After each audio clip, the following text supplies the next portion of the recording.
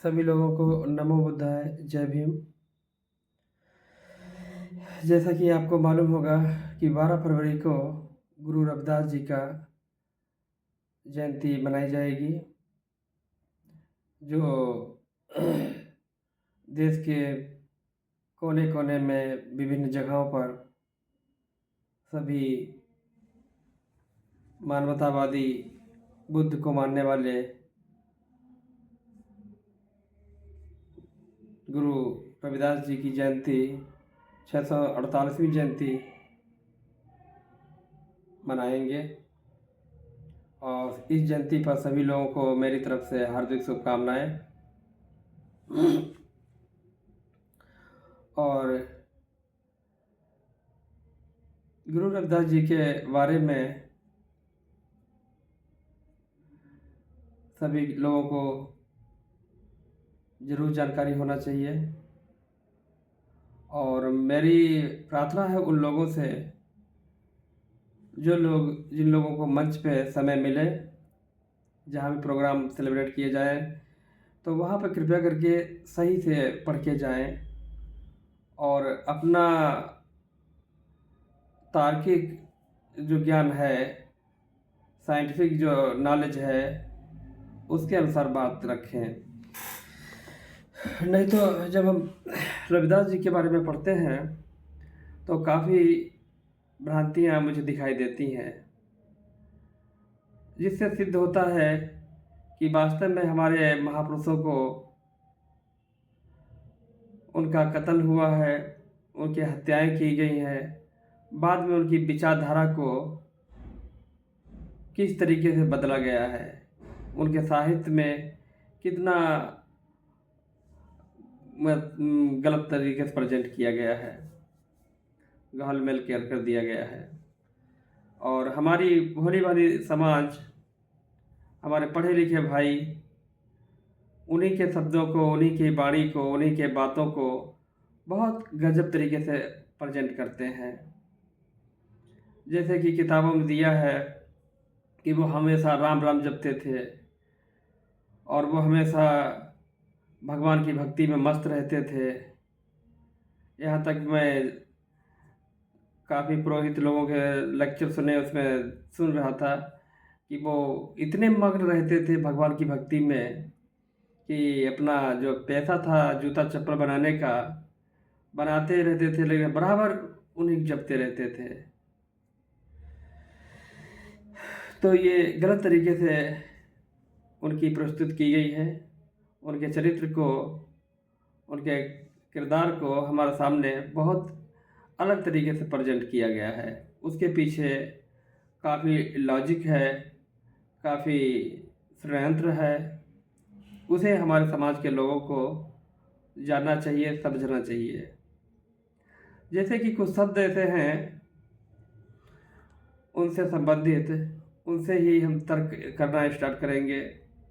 जैसे सबसे पहले हम देखते हैं, उनके नाम से पहले संत शब्द का प्रयोग किया जाता है, जबकि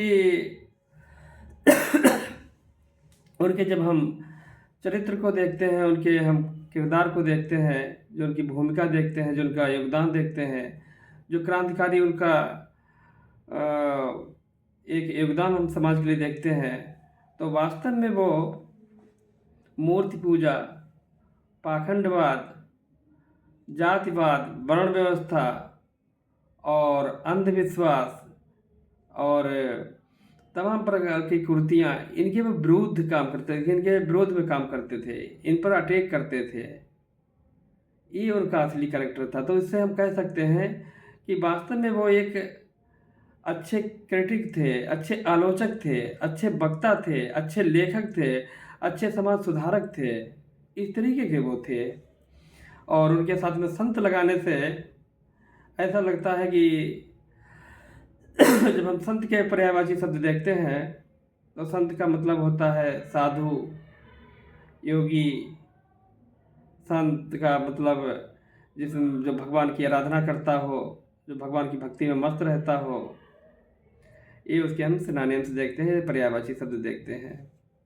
जबकि कई ऐसे अच्छे लेखक हुए हैं, जिनकी मैंने किताबें पढ़ी हैं, उनके लेख पढ़े हैं, तो उन्होंने संत शब्द का प्रयोग नहीं किया है। जैसे एम.आर. विद्रोही, उनके दलित दस्तावेज़ों की किताब है, उसमें गुरु रविदास जी का उन्होंने चैप्टर दिया है, तो कहीं पे संत शब्द का प्रयोग नहीं किया है। संत शिरोमणि पर वो क्या नाम, मतलब गुरु रविदास जी पर की हत्या के प्रामाणिक दस्तावेज, ये किताब सतनाम सिंह ने लिखी है। ये है किताब, तो इसमें भी कहीं उन्होंने संत शब्द का प्रयोग नहीं किया है। एक लेख मैंने पढ़ा था जयप्रकाश करदम का, उन्होंने भी कहीं संत का प्रयोग नहीं किया है। माता प्रसाद महामहिम, जो पूर्व राज्यपाल रहे उत्तर प्रदेश के, उनका भी लेख मैंने पढ़ा, तो उन्होंने भी कहीं पर संत का शब्द का प्रयोग नहीं किया। एक लेखक शांति स्वरूप बौद्ध जी, जो बहुत फेमस राइटर हुए हैं, उन्होंने का भी लेख मैंने पढ़ा गुरु रविदास जी के ऊपर, तो उन्होंने भी कहीं संत का प्रयोग नहीं किया है। तो इस तरीके से संत के शब्द का प्रयोग, जो मुझे लग रहा है जिन्होंने इस पर थोड़ा मंथन किया है, सोचा होगा, समझा होगा, तो इसी वजह शायद उन्होंने प्रयोग ना किया होगा। और लेखकों का मानना है कि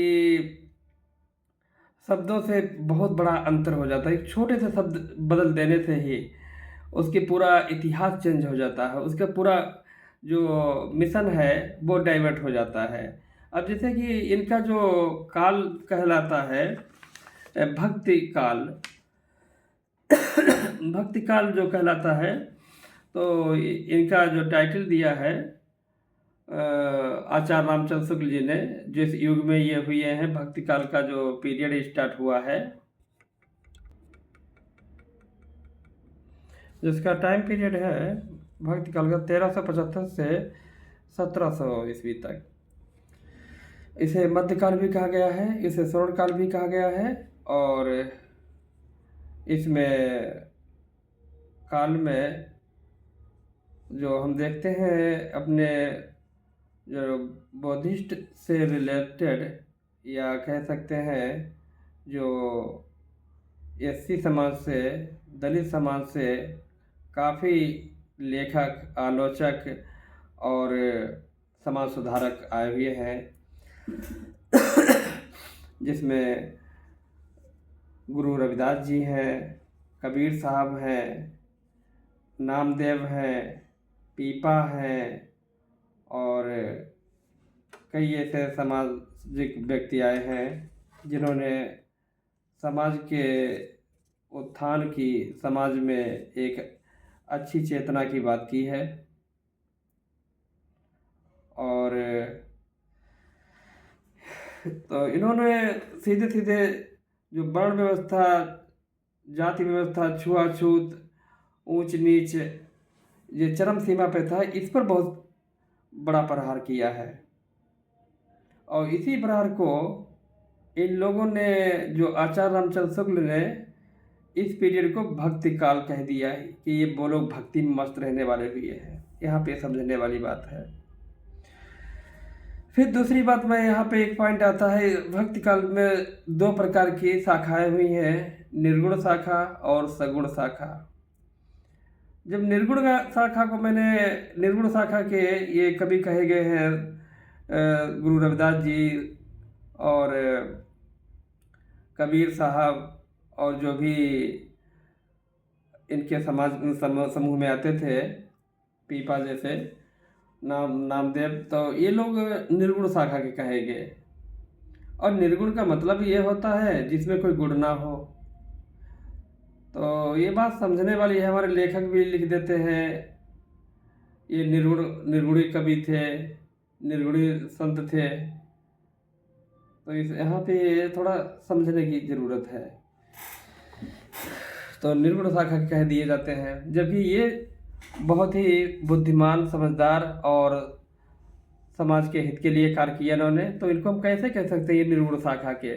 तो यहाँ पे अगर हम समझने का प्रयास करते हैं, तो इन्होंने जो, जिनको ये मानते थे, जो सगुण शाखा के लोग कवि जिनको मानते हैं, जैसे तुलसीदास हुए हैं और सूरदास हुए हैं, तो जो उनके विचारों पे नहीं ये चले। जैसे वो भक्ति में मस्त रहते थे, उनकी भक्ति में ये मस्त नहीं रहते थे, उनकी भक्ति पर ये हाँ हाँ नहीं मिलाते थे। ये वास्तविकता ये है, इसलिए इनको निर्गुण शाखा का कवि कह दिया गया है। अब लिखने वाले वही सब थे, उनके लेखक थे, उनके प्रकाशक थे, उनके संपादक थे, उनके सब लोग, उन्होंने जैसा चाहा वैसा लिखा।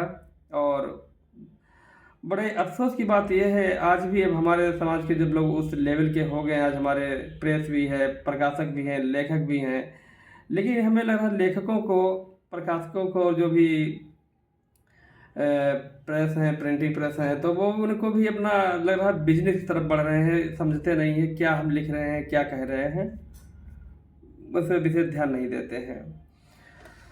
अगली बात आती है, हमारे कबीर साहब का जब पिक्चर देखते हैं तो वो उनका एक जूता चप्पल बनाते हुए दिखाई देते हैं, जबकि और भी ऐसे कई महापुरुष हुए हैं जिनको, जो उनका पैसा नहीं दिखाया जाता है, इनका ही पैसा क्यों दिखाया जाता है? ये बात ही सोचने वाली बात है। इसके बाद हम बात करते हैं दास शब्द की। दास शब्द का मतलब क्या है? और पहले मैं दास शब्द को, हम भी यही समझते थे, दास का मतलब होता होगा गुलाम, या दास का मतलब जिसका दासी हो, उसके अनुसार सेवक। लेकिन नहीं, जब हम इतिहास में देखते हैं, बाबा साहब किताब पढ़ते हैं, तो दास का मतलब ही कुछ मुझे अलग दिखाई दिया है। तो ये किताब मैंने ये पढ़ी थी मैंने, डॉक्टर नवल वियोगी की। इन्होंने लिखी है the founders of the Indus valley civilization and their later history. तो इसमें दास का मतलब दिया होगा दान देने वाला। बाबा साहब की हम जब किताब पढ़ते हैं वॉल्यूम नंबर 7, तो बाबा साहब उसमें दास का मतलब बताते हैं प्रोफेसर राइस के अनुसार। इनका पूरा नाम है स्टैनले राइस। स्टैनले राइस का उदाहरण देते हैं बाबा साहब डॉक्टर बी आर अम्बेडकर अपनी किताब वॉल्यूम 7 में। ये बताते हैं कि बाकी सब समाजशास्त्री जो देखे हैं उन्होंने कुछ ज़्यादा ऐसा नहीं कवर किया है जिस तरीके से स्टैनले राइस ने अनटचेबल पर कवर किया है और इस पहलू को छुआ है। तो स्टैनले राइस बताते हैं कि भारत में मुख्य रूप से 2 ही युद्ध हुए हैं। 2 युद्ध कौन कौन से हुए हैं? 2 युद्ध यहाँ पहले जो भारत में पाए जाने वाले लोग थे, पैरियन समाज के, पैरियन जात के लोग जाने जाते थे, जिन्हें मूल निवासी कह सकते हैं। तो पैरियन, उन्हीं को हम नागवंशी कह सकते हैं। और नागवंशी पर जो पहला आक्रमण किया वो द्रविड़ लोगों ने किया। तो नागवंश के जो लोग थे, उनकी जो फीमेल्स थी वो बहुत खूबसूरत हुआ करती थी, और इस वजह से द्रविड़ लोगों ने ज़्यादातर शादियाँ नागवंश में ही कर लीं, और वो सभी लोग नागवंश के हो गए। और नागवंश का राजा जो था, अंतिम राजा, दहक नाम था उसका। और दहक शब्द दास शब्द का संस्कृत में तत्सम शब्द जो है वो दास है। दहक का तत्सम शब्द दास है। तो दास में से दान देने वाले, और दहक का तत्सम शब्द संस्कृत में जो है वो दास है। तो स्टैनले राइस के मतानुसार ये जो लोग बाहरी लोग थे, जो द्रविड़ लोग आ गए, तो वो इन लोगों पर, नागवंशी लोगों पर दास कहा करते, दास करके संबोधन किया करते थे। जब यहाँ सब द्रविड़ हो गए, बाबा साहब उसमें किताब में दिखाते हैं स्टैनले के अनुसार कि ये इस बात का सिद्ध नहीं हो पा रहा है कि द्रविड़ लोगों ने जो नागवंश के लोग थे उन पर कैसा क्या व्यवहार किया। जहाँ तक मानना है कि इनने अच्छा व्यवहार नहीं किया, अछूतों जैसा ही व्यवहार किया।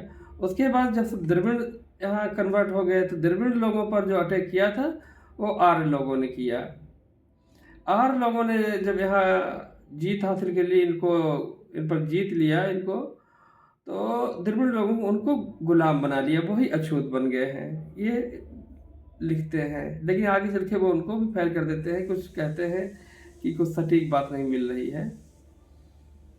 और ये बाबा साहब जब उससे छानबीन करते हैं, और तो बात कर रहे थे दास की, तो दास का ये मतलब होता है, दास जो है दहक राजा था, दह राजा का जो तत्सम शब्द है वो दास है। वहीं ये दास शब्द की स्टार्टिंग है, इसलिए मुझे लग रहा कि जो उस समय काफ़ी दूसरे समाज के भी लोग होते होंगे जो हाई फाई होते होंगे, वो भी दास लगाने की बड़ी गर्व महसूस करते थे। जैसे तुलसीदास, सूरदास, रहीमदास, और सब लोग दास लगाने में बड़े अपनी अच्छा समझते थे, दास ज़्यादा लगाते थे। लस्खा और कबीर दास हुए हैं, तो ये सब जो है दास लगाने में काफ़ी गर्व महसूस करते थे। इसलिए गुरु रविदास, क्योंकि ये नाम से सिद्ध होता है कि ये मूल निवासी के वंशज हैं, और मूल निवासी हैं, दहक जो राजा था उसके वंशज हैं। तो ये दास की परिभाषा है। अब बात करते हैं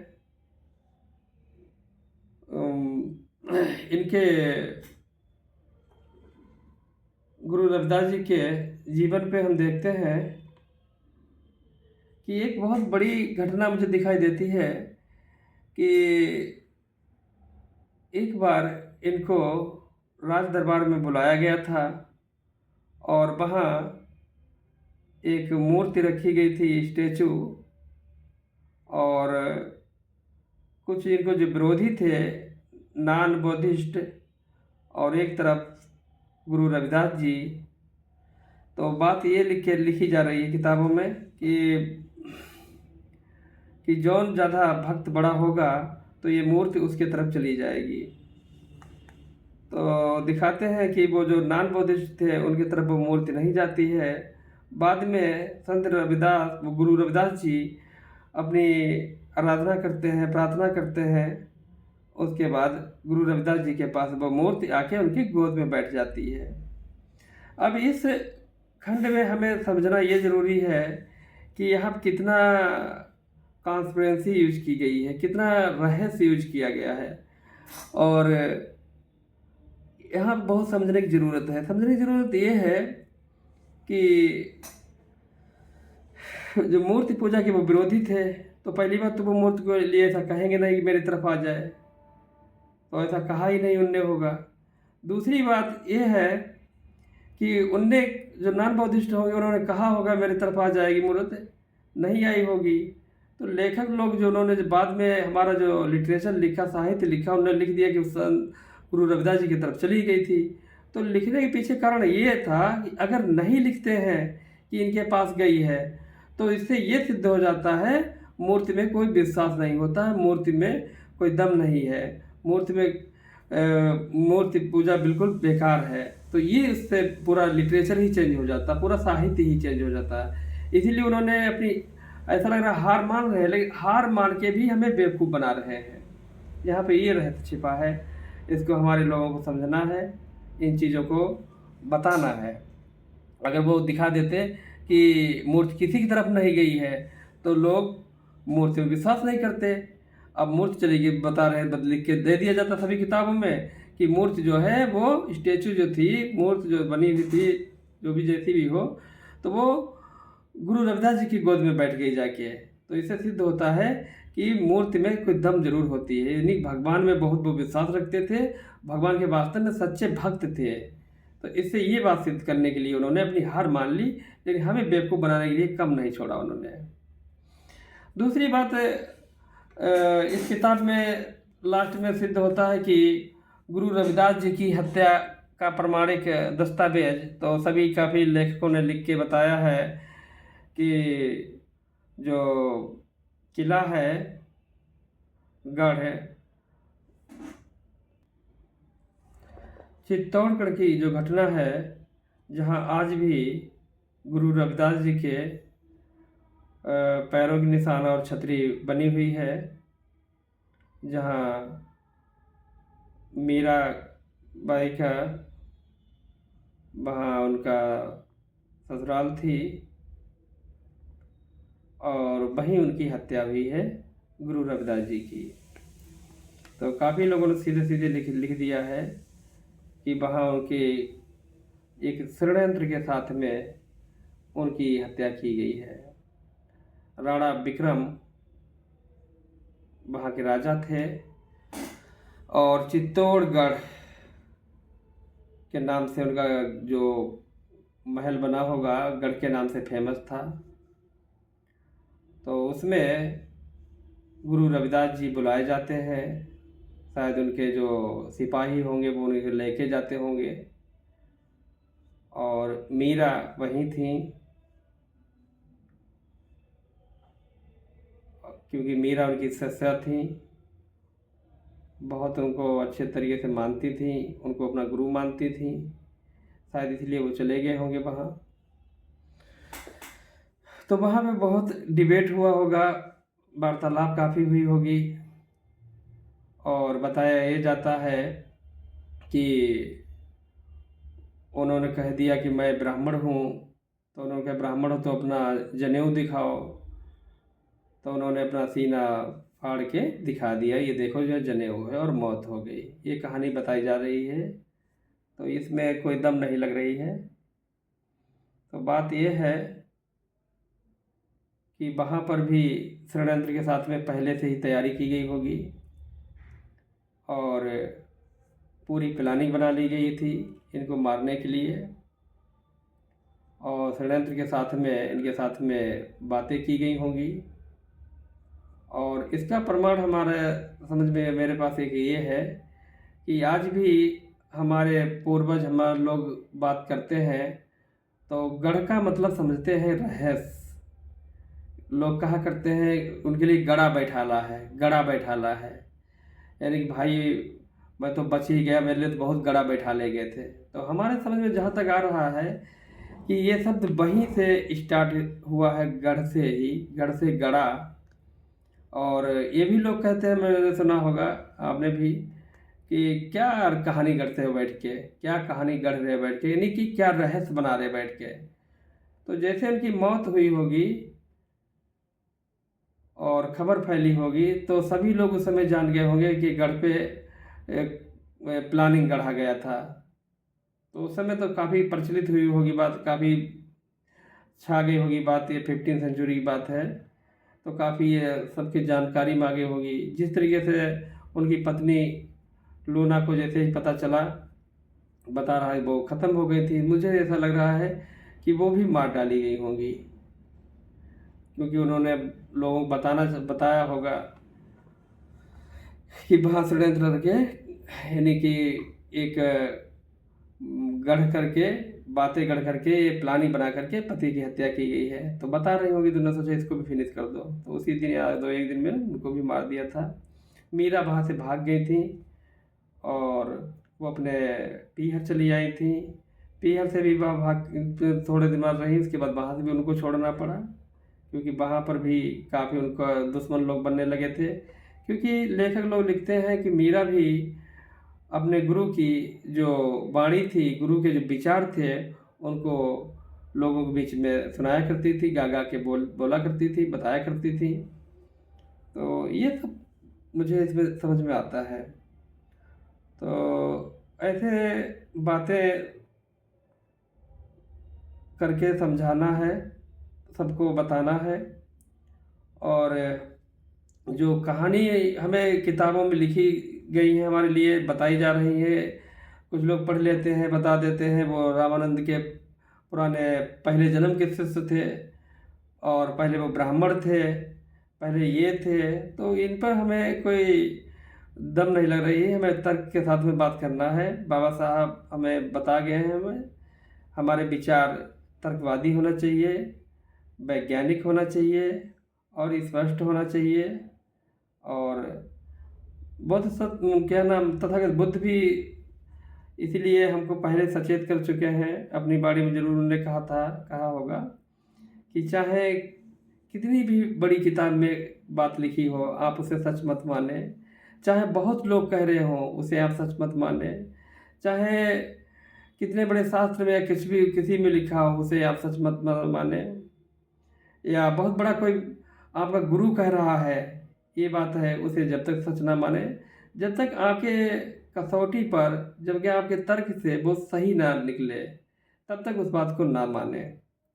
नहीं तो वास्तव में तो अरे सभी लोग कह रहे हैं, तो सभी लोग कह रहे हैं ऐसा नहीं है कि आप उस पर अगर पढ़े लिखे हैं, समझदार हैं, वैसे तो आप सभी लोग अपने जो दिमाग है सब में काफ़ी अच्छी तरीके से लगा लेते हो, और आपको अपने जो महापुरुष हैं जिन्होंने हमारे लिए किया है उनके बारे में भी समझने की ज़रूरत है। और साहित्य जो हमारा है काफ़ी घोल मेल किया गया है, उसमें सही से पॉइंट को निकाल के बाहर लाना है। अब वही बातें लोगों के बीच में रखो जिससे सुनने के लोगों को सही लगे, समझ में आए। और उन पर हमने पिक्चर देखी तो वो किस तरीके से एकदम से बहुत बड़े लग रहे हैं, बहुत बड़े भक्त हों, बहुत बड़े एकदम से सन्यासी टाइप में हो, साधु हों, ऐसे नहीं। जहाँ तक हमने उनको अपना आकार बना के देखता हूँ तो मुझे वास्तव में वो एक क्रांतिकारी दिखाई देते हैं, मुझे वो एक बहुत बड़े आलोचक दिखाई देते हैं, बहुत बड़े तर्कवादी दिखाई देते हैं, मुझे बहुत बड़े वो समझदार व्यक्ति दिखाई देते हैं, मुझे बहुत बड़े वो एक लेखक भी नज़र आते हैं, मुझे एक बहुत अच्छे वो एक वक्ता दिखाई देते हैं। इस तरीके के वो व्यक्ति हैं, ना कि संत मतलब वो शांत रहने वाले हों या भक्ति में मस्त लीन रहने वाले हों, ऐसे नहीं थे वो। फिलहाल काफ़ी लोगों ने उनको संत कहा, अब वो कबीर साहब ने संतों को संत कह दिया उनको। अब पता नहीं कहा है या नहीं कहा है, लिख के आता है तो लोग यही मानते हैं लिखा है तो सही है, लेकिन अपना तर्क लगाना बहुत ज़रूरी है। और कुछ शब्द ऐसे हैं कि पता लगा लोग लगता है वो हमारे सम्मान के लिए लगाए गए हैं, लेकिन उससे क्या होता है हमारा पूरा मिशन ही चेंज हो रहा है। जैसे उदाहरण के लिए अगर हम बता दें कि बॉलीवुड में यदि कोई बहुत बड़ा स्टार हो, स्टार नहीं कोई कलाकार ही है, नॉर्मल समझ लो उसको, लेकिन वो बहुत समाज का काम बहुत अच्छा कर रहा हो, बहुत अच्छा सोशल रिफॉर्मर हो, और बाबा साहब की बात अच्छी कर रहा हो, बुद्ध की अच्छी बात कर रहा हो, लेकिन वो बॉलीवुड में है। अब उसको क्या कह दिया गया कि सोचता है इनका जो मेन उद्देश्य है जो तो बहुत बड़ा सोशल रिफॉर्मर है, आगे चल के लोग इसके बहुत फॉलोवर हो जाएंगे, इसके अनुसार चलेंगे तो देश की पूरी छवि ही चेंज हो जाएगी। तो उसको एक बेस्ट डांसर कह दिया गया, कह लगा तुम बहुत बड़े बेस्ट डांसर, उसको बेस्ट डांसर का रिवार्ड दे दिया गया। अब वो आगे वो बेस्ट डांसर के नाम से जाने लगे, ये बेस्ट डांसर है। तो उसकी जो एक क्वालिटी थी सोशल रिफॉर्मर की, समाज के उत्थान की, समाज को आगे बढ़ाने की, समाज में एक नई क्रांति लाने की, वो कमज़ोर कर दी है, उसको हल्का कर दिया है, और उसको दिखा दिया ये बेस्ट डांसर, ये डांस बहुत अच्छा इनका था, बहुत अच्छे डांसर थे। तो ऐसा ही हमारे महापुरुषों के साथ में होता है, हमें लग रहा है। और इसमें एक मुझे कैरेक्टर दिखाई देता है जिनका नाम है पन्ना धाय।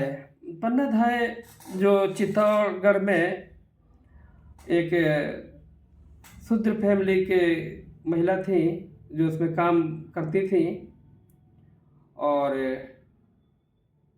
उनका बहुत बड़ा मुझे योगदान दिखाई देता है। तो जैसे ही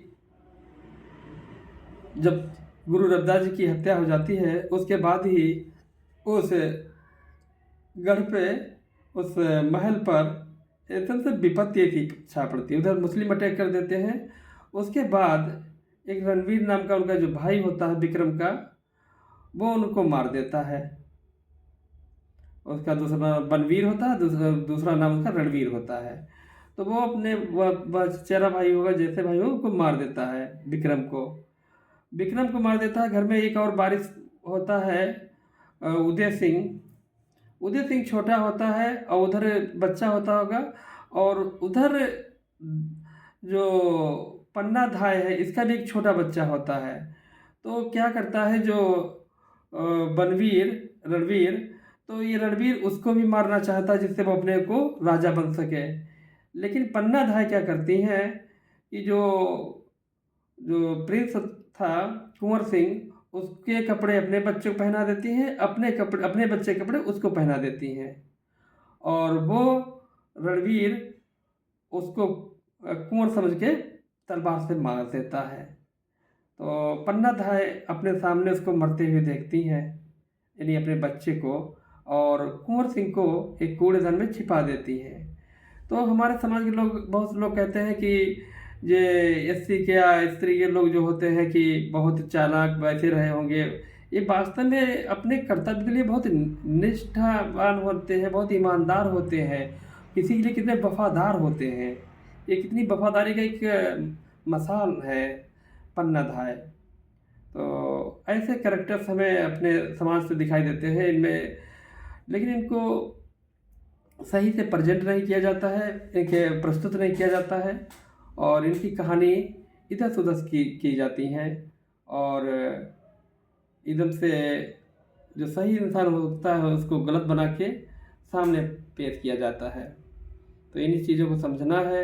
और गुरु रविदास जी की जयंती आ रही है, सब लोगों को मेरी तरफ से हार्दिक शुभकामनाएँ। आप लोग सभी लोग गुरु रविदास जी की जयंती बनाएं, और गुरु रविदास जी के जो विचार हैं वो ज़रूर सबको बीच में लाएं, क्योंकि गुरु रविदास जी के जो विचार हैं जब हम पढ़ते हैं तो उसमें हमें मानवता दिखाई देती है, इंसानियत दिखाई देती है, और ये ईमानदारी दिखाई देती है।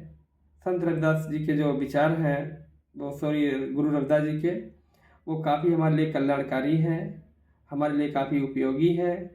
और ज़रूर बहुत बाबा साहब डॉक्टर बी आर अम्बेडकर ने गुरु रविदास जी को पढ़ा होगा, तो उन्होंने उनका जैसे मैं कंसेप्ट देखता हूँ,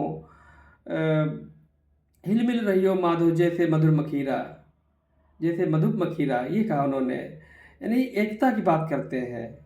और उधर तथागत बुद्ध का भी मुझे सेम मिल रहा है, वो भी कहते हैं संगम शरणम गच्छामि, यानी सभी लोग संग में रहो, एक साथ में रहो, मिलकर रहो। उधर बाबा साहब भी कहते हैं बी यूनाइटेड, यानी एक हो जाओ सभी लोग। तो एकता पर इन्होंने बहुत जोर दिया है, और इसको ज़्यादा अलग थलग से ना समझें। इन्होंने हमारे समाज के लिए, जो हमारे 5643 भागों में हमारी जातियाँ जो बटी हुई हैं, इनको एक करने के लिए वो बात किया करते थे, और हिल मिल के रहना, यानी सबको मिलजुल कर रहना। तो आजकल हमारे समाज में देखते हैं कि लोग दूर दूर रहना पसंद करते हैं, एक दूसरे से बात करना पसंद नहीं करते हैं, और इतने चालाक और अपने को वो समझते हैं कि ऐसा नहीं किसी से इनको अपने घर बुलाएंगे कुछ खा पी लेंगे। तो ऐसी प्रवृत्ति के लोग होते जा रहे हैं, पता नहीं कहाँ से ये टेंडेंसी आ रही है, कहाँ से ये प्रवृत्ति आ रही है। जबकि हम अपने महापुरुषों को देखते हैं, वो सब हमें लोग मिलजुल के रहने की बात करते हैं और मिलने की बात करते हैं। और भी इनके कैसे ऐसी जो बातें हैं जो हमें वास्तव में बहुत आश्चर्यचकित करती हैं, पढ़ के हमें राहत मिलती है, शांति मिलती है, संतुष्टि मिलती है, और जिससे हमें हमारे अंदर ईमानदारी आती है, खुददारी आती है, वफादारी आती है, जिससे हमारा लाइफ बेहतर होता है। अगर जिनके अंदर ये चीज़ें नहीं हैं, उनका लाइफ, उनका जीवन बहुत दिक्कत में फंस जाता है, बहुत परेशान रहते हैं। उनके परेशानी रहने का बस कारण उनका यही है कि वो उनके विचार ही सही नहीं है, उनके विचार बहुत गड़बड़ है, बहुत डिस्टर्ब है। अपने आप तो पैसा कमाते हैं, दूसरे का पैसा अपने पास रखना चाहते हैं, दूसरे की इजाज़त लेना चाहते हैं, दूसरों को खाने के लिए सोचते रहते हैं, इसलिए वो डिस्टर्ब हो जाते हैं, उनके विचार गंदे हो जाते हैं। जब विचार गंदे हो जाते हैं तो वो परेशान रहते हैं, इसलिए कहीं ना कहीं कहीं अस्पताल में बराबर कहीं कहीं वो दिक्कत में ही लगे रहते हैं। और हमारे संत गुरु रविदास जैसे इन लोगों जैसे अगर आप विचार रखते हैं तो वास्तव में आपको शांति मिलेगी, राहत मिलेगी और खुशी मिलेगी। इनका अगला दोहा है जो मुझे बहुत अच्छा लगा, वही पढ़ के आपको सुनाता हूँ। लिखा है, का मथुरा का दौर का काशी हरिद्वार, रैदास खोजे दिल आपना, तह मिलिया दिलदार। तो खुशी के लिए लोग विभिन्न प्रकार के उपाय करते रहते हैं, और जो अपना ही है उससे संतुष्ट नहीं होते हैं। ऐसा ही कुछ हमें बता रहे हैं कि आपके पास जो भी है उससे आप संतुष्ट रहें, उसी में खुश रहें, मेहनत करें, अपना कर्तव्य पर लगे रहें, और खुशी पाने के लिए या आपको कहीं जाने की ज़रूरत नहीं है।